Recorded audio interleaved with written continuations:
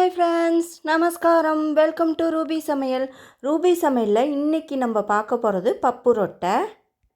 பச்சரிசி சாப்பாட்டு அரிசி எடுத்துருக்கேங்க. ஒரு 3 மணி நேரம் நல்லா தண்ணியில் அலசிட்டு 3 மணி நேரம் ஊற வச்சுருக்கேன். இப்போ அந்த ஊற வச்ச அரிசியை மிக்ஸி ஜாரில் தண்ணியெல்லாம் எடுத்துட்டு சேர்த்துக்கோங்க.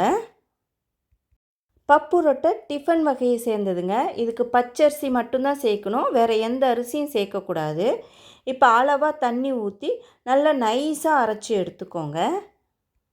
2 ஸ்பூன் அளவுக்கு துருவின தேங்காய் சேர்த்துக்கோங்க. அதிகம் தேங்காய் சேர்க்க வேண்டாம், அப்புறம் தேங்காய் தோசை மாதிரி ஆகிடும். அளவாக உப்பு சேர்த்துக்கோங்க. அளவாக தண்ணி ஊற்றி எந்த அளவுக்கு நைஸாக அரைக்க முடியுமோ அந்த அளவுக்கு நல்லா நைஸாக அரைச்சி எடுத்துக்கோங்க. நைஸாக அரைச்சாச்சுங்க.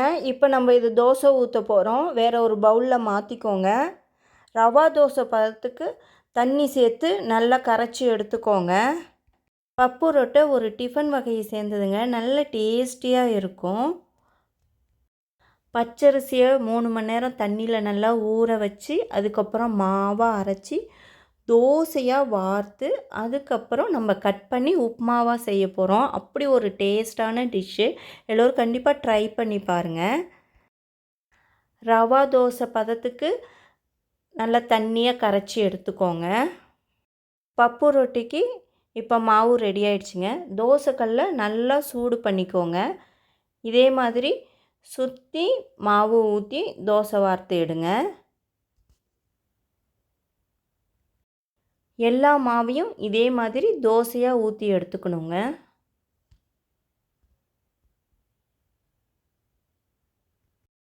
சுற்றி எண்ணெய் ஊற்றி 2 பக்கமும் நல்லா வேக விட்டு எடுங்க. இந்த தோசை சும்மா சாப்பிடவே தேங்காய் தோசை மாதிரி நல்லா டேஸ்ட்டாக இருக்குங்க. ஒரு சைடு வெந்துருச்சு. இப்போ எடுத்து இன்னொரு சைடு திருப்பி போட்டு வேக விட்டு எடுத்துப்போம். தோசை 2 பக்கமே வெந்துடுச்சுங்க. எடுத்து ஒரு பிளேட்டில் மாற்றிப்போம். இதே மாதிரி எல்லா தோசைகளையுமே நம்ம சுட்டு எடுத்துப்போம். நான் 1/4 படி மாவு எடுத்தேன். இதுக்கு கிட்டத்தட்ட 12 தோசை வரைக்கும் வந்துச்சுங்க. இந்த பாருங்கள், எல்லா தோசையுமே சுட்டு எடுத்தாச்சு. இப்போ இதை நம்ம உப்புமாவுக்கு எப்படி கட் பண்ணுறதுன்னு பார்ப்போம். குட்டி குட்டி பீசஸாக கட் பண்ணி எடுக்கணும். கத்திரிக்கோல் எடுத்தாலும் சரி, இல்லை கத்தி எடுத்து கட்டரில் கட் பண்ணிக்கிட்டாலும் சரி, உங்கள் சாய்ஸ்க்கு குட்டி பீசஸாக கட் பண்ணி எடுத்துக்கோங்க. இதே மாதிரி எல்லா தோசைகளையுமே கட் பண்ணுங்க.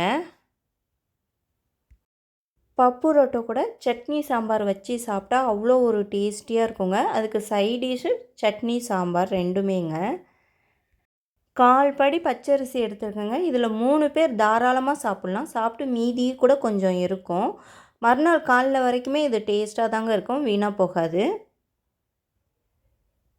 தோசைகள் எல்லாத்தையும் இது மாதிரி கட் பண்ணி எடுத்துக்கோங்க. சப்போஸ் இவ்வளோ குட்டி குட்டியாக கட் பண்ணி எடுத்துகிட்ருக்க நமக்கு நேரம் இல்லை அப்படின்னீங்கன்னா இந்த மாதிரி ஒரு mixie jar, dry mixie jar எடுத்துக்கோங்க. இந்த மாதிரி தோசையை எடுத்து 2ஆக மடித்து அது 3 பீசஸாக கட் பண்ணி எடுத்துக்கோங்க. இது மாதிரி 2 தோசை மட்டும் கட் பண்ணி எடுத்துக்கோங்க. 2 தோசையாக இது மாதிரி கட் பண்ணி போட்டு மிக்ஸி ஜாரில் சேர்த்து ஒரு ரவுண்டு விட்டு விட்டு அடிக்கணுங்க. ரெகுலராக கண்டினியூவாக அடிச்சிங்க அப்படின்னா கொல கொலன்னு ஆகிடும். 1 ரவுண்டு 2 ரவுண்டு இது மாதிரி வச்சு அடிக்கிறப்ப ஒரு 3 ரவுண்டு விட்டாவே இது மாதிரி பொல பொலன்னு வந்துடுங்க. இதே மாதிரியே எல்லா தோசை துண்டுகளையும் கட் பண்ணி எடுத்துக்கோங்க. கட் பண்ணி கையால் கட் பண்ணுறது தான் பிடிக்கும்னா அப்படியும் செஞ்சுக்கலாம். இப்போ பாருங்கள், எல்லா தோசை துண்டுகளையும் இது மாதிரி நான் கட் பண்ணி எடுத்துட்டேன். இப்போ உப்புமா செய்கிறதுக்கு தேவையான பொருட்கள் என்னென்னு பார்க்கலாம். கடுகு 1 டீஸ்பூன், உளுந்து 1 டீஸ்பூன், 2 வரமிளகாய், வேக வச்ச துவரம் பருப்பு 1 கப்பு எடுத்திருக்கேன். அதில் தண்ணியை சுத்தமாக இழுத்துட்டு 1 கப்பு எடுத்துக்கோங்க. துருவின தேங்காய் 1 கப்பு, துருவி தான் எடுத்துக்கணும். கறிவேப்பிலை, உப்பு ஏற்கனவே சேர்த்துருக்கேன், அதனால் இந்த 2 டிஷ்ஷுக்கு தேவையான அளவு உப்பு மட்டும் கம்மியாக சேர்த்துக்கணுங்க. துவரம் பருப்புக்கு பதிலாக பாசிப்பருப்பு இருந்தால் அதை வேக வச்சு எடுத்துக்கோங்க. அது இந்த பப்பு ரொட்டைக்கு மெயினாக பாசிப்பருப்பு தான் வேக வச்சு எடுத்துப்போம்.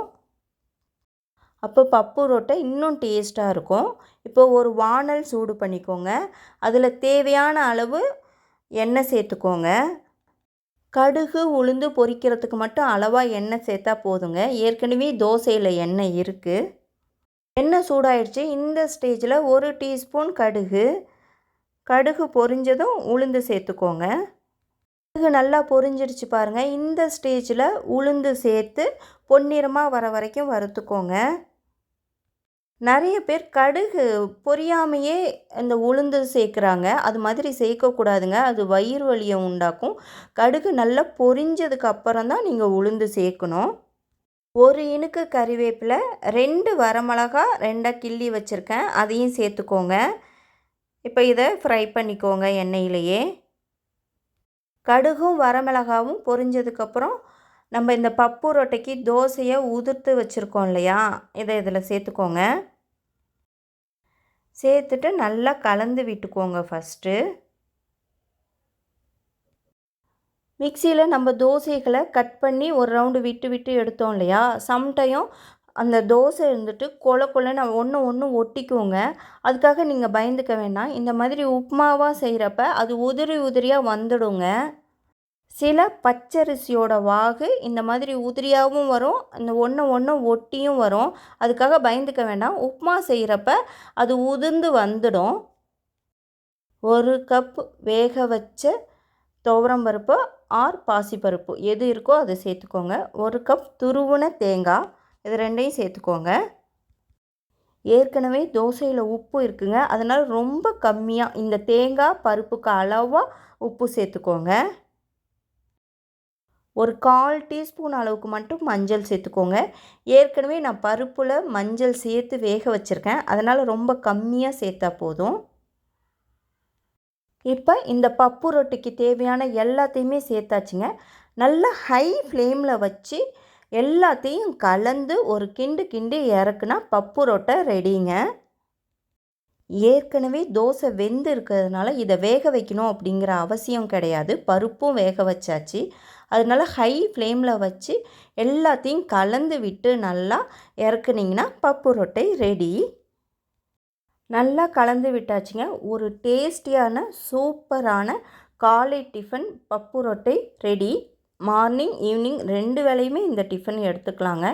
இதுக்கு இப்போ நம்ம சாம்பார் எப்படி செய்கிறதுன்னு பார்ப்போம் வாங்க. சைட் டிஷ்ஷு ஒரு வானல் எடுத்துக்கோங்க. வானல் சூடானதும் எண்ணெய் சேர்த்துக்கோங்க. வெங்காயம் பொரிக்கிறதுக்கு அளவாக எண்ணெய் சேர்க்கணுங்க. எண்ணெய் சூடாயிடுச்சு. இந்த ஸ்டேஜில் 1 டீஸ்பூன் அளவுக்கு கடுகு நல்லா பொரிஞ்சு வரட்டும்.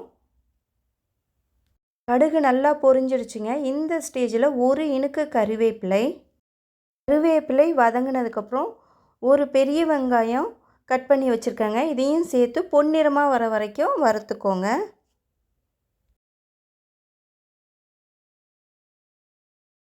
வெங்காயம் வதங்கிடுச்சுங்க. இந்த ஸ்டேஜில் ஒரே ஒரு தக்காளி ரொம்ப பொடுசாக கட் பண்ணி வச்சுருக்கேன், இது கூட சேர்ந்து பச்சை வாசம் போக வதக்கிக்கோங்க. தக்காளி பச்சை வாசம் போக வதங்கிடுச்சுங்க. இந்த ஸ்டேஜில் 1 கப் அளவுக்கு துவரம்பருப்பு தனியாக நல்லா வேக வச்சு எடுத்துருக்கேங்க. துவரம்பருப்பை நல்லா மசிச்சு விட்டு வானலில் சேர்த்துக்கோங்க. பப்பு ரொட்டைக்கு துவரம்பருப்பு வேக வைப்போம் இல்லையா, அப்போயே நீங்கள் சேர்த்து இந்த சாம்பாருக்கும் வேக வச்சு எடுத்துக்கிட்டிங்கன்னா ரொம்ப ஈஸியாக இருக்கும். இந்த சாம்பாருக்கு தேவையான அளவு புளி தண்ணி சேர்த்துக்கோங்க. இந்த சாம்பாருக்கு தேவையான அளவு சாம்பார் மிளகாய் பொடி 1 ஸ்பூன், நான் வீட்டிலே அரைச்சதுங்க, அதுதான் எப்போதுமே சேர்ப்பேன். உங்கள் வீட்டு காரத்துக்கு தகுந்த மாதிரி காரம், புளிப்பு, உப்பு எல்லாமே சேர்த்துக்கோங்க. பெருங்காய பொடி 1 சிட்டிகை, உப்பு தேவையான அளவு, வெல்லம் ஒரு 1/4 டீஸ்பூன் சேர்த்துக்கோங்க. சாம்பாருக்கு தேவையான எல்லாத்தையுமே சேர்த்தாச்சுங்க. நல்லா கட்டிகள் இல்லாமல் இது எல்லாத்தையும் கலந்து விட்டுட்டு இந்த சாம்பார் பொடியோட பச்சை வாசம் போக கொதிக்க வச்சு இறக்குனீங்கன்னா பப்பு ரொட்டைக்கு சைடிஷ்க்கு சாம்பார் ரெடி. சாம்பார் நல்லா வாசனையாக இருக்குங்க. இப்போ பப்பு ரொட்டை, சட்னி, சாம்பார் ரொம்ப ஆப்டாக ரெடி ஆகிடுச்சு. எல்லோரும் கண்டிப்பாக ட்ரை பண்ணி பாருங்கள். அப்படி ஒரு டேஸ்டான டிஷ்ஷுங்க இந்த பப்பு ரொட்டை. ஓகே, பாய்.